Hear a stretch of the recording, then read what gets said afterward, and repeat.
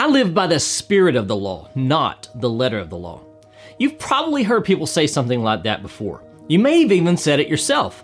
Paul refers to followers of Yeshua as, quote, ministers of a new covenant, not of the letter, but of the spirit. For the letter kills, but the spirit gives life. 2 Corinthians 3:16. You keep quoting that scripture, but I do not think it means what you think it means. But does the letter of the law mean the Torah, while the spirit of the law means the spiritualization of the law? Does the spirit of the law conflict with the letter of the law? Is one right and the other wrong? Well, if you'd like to have a better understanding of this misrepresented topic, then stick around for this week's 5-Minute Torah.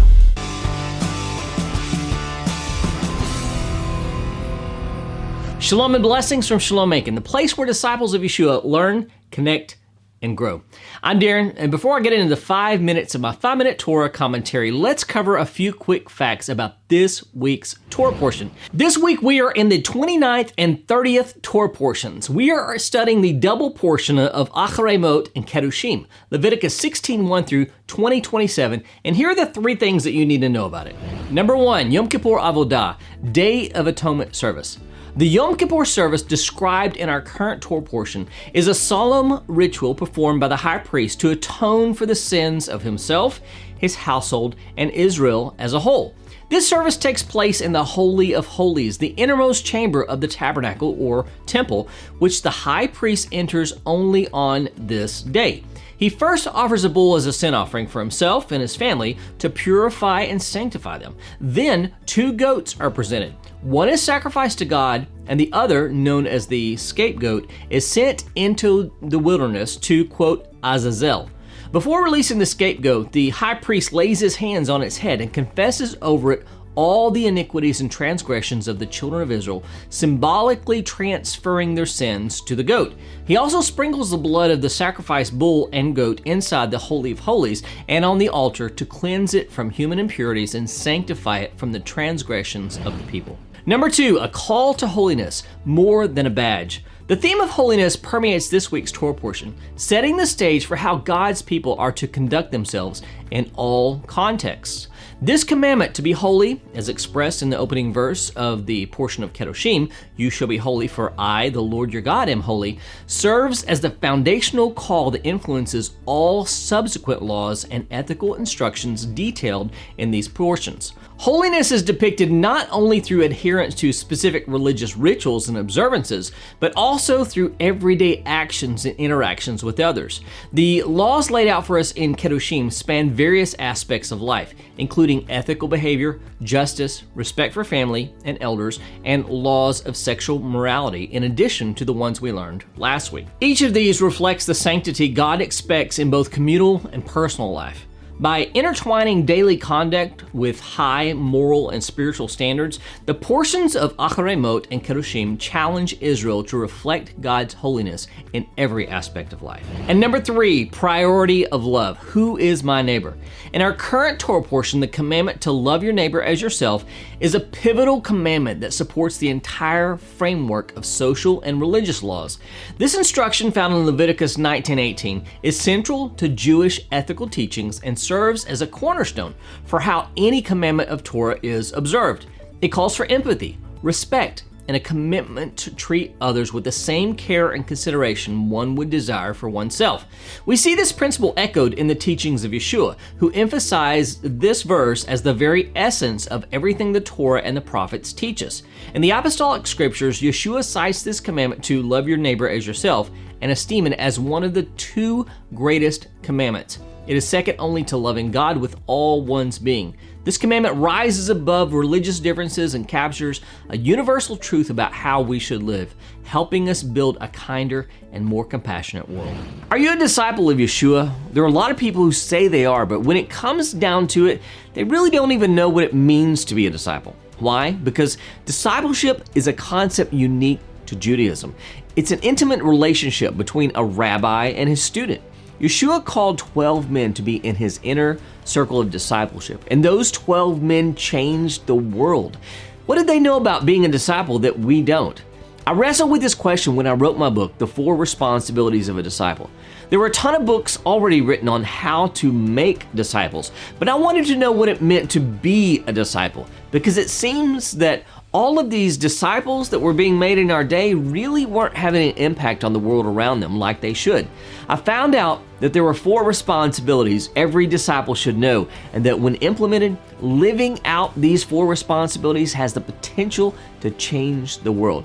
If you want to know what it means to be a true disciple of our Master Yeshua, then check out my book, 4 Responsibilities of a Disciple, using the link below. This week's Torah commentary is called The Spirit of the Law and comes from my book, 5-Minute Torah, Volume 3. Parashat Kedoshim is primarily focused on practical, ethical laws that will set Israel apart from her surrounding nations. It begins with the directive, "You shall be holy, for I, the Lord your God, am holy." Leviticus 19:2. But when the Lord gives this instruction, he tells Moses to speak this, quote, "to all the congregation of the people of Israel." The way the Lord addresses the children of Israel is unique to this event. Let's take a look at why this is the case. So far in the book of Leviticus, most of the instructions have been to Aaron and his sons, and then to the priesthood in general. In our previous portion, the Lord expands his instructions from the priesthood to the nation as a whole by saying, "Speak to Aaron and his sons and to all the people of Israel." This is chapter 17, verse 2. Now, he specifies that these instructions are to be heard by, quote, "all the congregation of the people of Israel." In other words, whereas the previous instructions to the children of Israel could be relayed to anyone not present during Moses' teaching, this time he wants every individual to be present. Hence, quote, "the congregation," so that they can hear these important mitzvot. What's so important about these particular commandments? Hasn't the Torah given some very important ones already? Evidently, the mitzvot contained in this section of the Torah have some critical bearing on both the nation and the individual. They include things like taking care of the poor, honest business dealings, impartiality in court, not bearing grudges, honoring parents and elders, and not giving in to temptations to look and act like the people around them. This is a short list of things intended to make Israel stand out as a holy nation, consecrated to the Lord. But there's a problem in trying to establish parameters of holiness. In his long commentary on this verse, Nachmanides makes the famous statement that it is possible to be, quote, "disgusting with the permission of the Torah." What does he mean by this? He's saying that one may follow the most literal instructions of the Torah and still be a despicable human being. How is this possible? Because the Torah can only give general boundaries for things such as integrity, fairness, kindness, respect, and wholesome speech. It doesn't have the ability to legislate character. This is why the Mishnah and the Talmud work to define what it means to be respectful, honest, equitable, etc.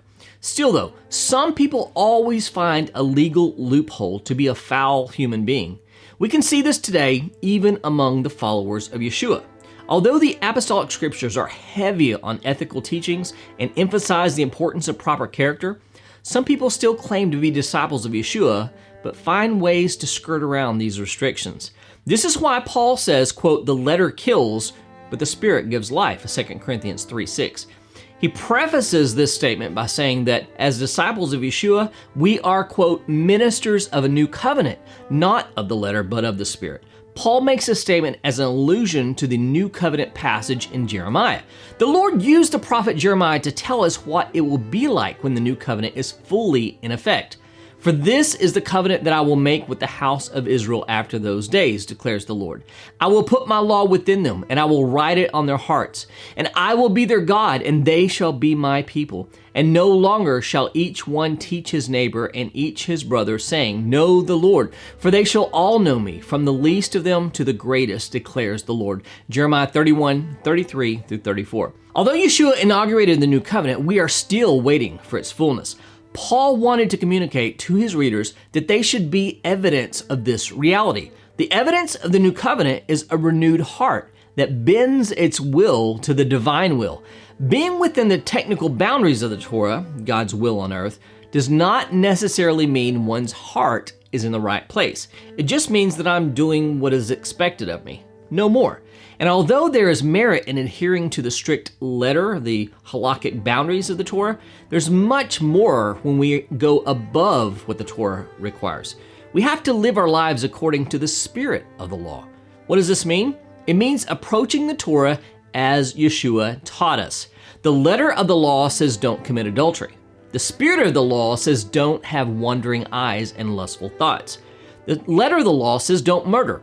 The spirit of the law says don't nurse anger. The letter of the law says that when someone does wrong against you or your property, you have the right to file civil action against them for damages. The spirit of the law says forgive them and leave it up to them to make things right. Disciples of Yeshua are called to live this standard of holiness, just as Peter, quoting our Torah portion, tells us, as he who has called you is holy, you also be holy in all your conduct, since it is written, you shall be holy, for I am holy. 1 Peter chapter 1, verse 15 and 16. Living by the letter of the Torah is the minimum, but disciples of Yeshua should go beyond the letter and live by the spirit of the Torah, infusing this world with godliness so that the world may see our good deeds and glorify our Father in heaven. If you want to understand how rabbinic literature helps us better understand the teachings of Yeshua, then I've got the perfect series for you. A few years ago, I published a series of videos on a rabbinic text called Pirkei Avot, also known as Ethics of the Fathers. My series is called Pirkei Avot in the Teachings of Yeshua. You should check it out. It will revolutionize the way you look at both rabbinic literature and the teachings of our Master. Just click on the link right here to get started.